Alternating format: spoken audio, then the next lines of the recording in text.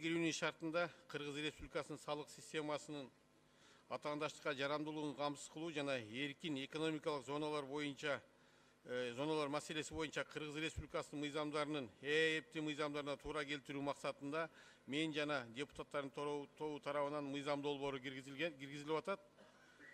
Бул мыйзам долбоорунда эркин экономикалык зоналардын субъекти болуп саналбагандар тарабынан Кыргыз Республикасынын аймагынан товарларды, жумуштарды жана кызмат көрсөтүүлөрдү берүүгө карата эркин экономикалык зоналардын субъекти үчүн кошумча нарктын салыгын коюмун 0% өлчөмүндө тастыктоону сунуш кылып жатабыз.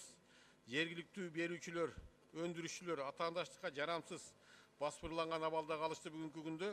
Анткени эркин экономикалык зоналардын субъекттери сатып алууларды Кыргыз Республикасынын аймагынан сырткары жүзөгө ашырып жатышат. Эркин экономикалык зонанын субъекттери Кыргыз Республикасынын аймагынан сатып алуудан баш тартып жатышат. Мында алар жергиликтүү өндүрүшчүлөр товардын баасына КНСти кошо турганына, ал эми чет өлкөлүк товарды өндүрүшчүлөр кошумча нарк салыгы жок поставка боло турганына байланыштуу айтып жатышат да. Ушунун натыйжасында кыргыз тараптын кызыкчылыктарына залал келип жатат. Ошон үчүн ушул мыйзамга биз өзгөртүү киргизип жатабыз. Бул проекти биринчи окуу.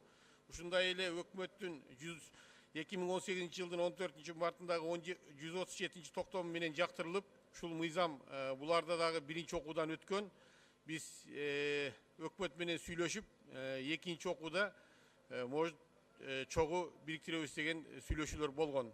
Ушуну урматтуу депутаттар колдоп беришиңиздерди суранабыз.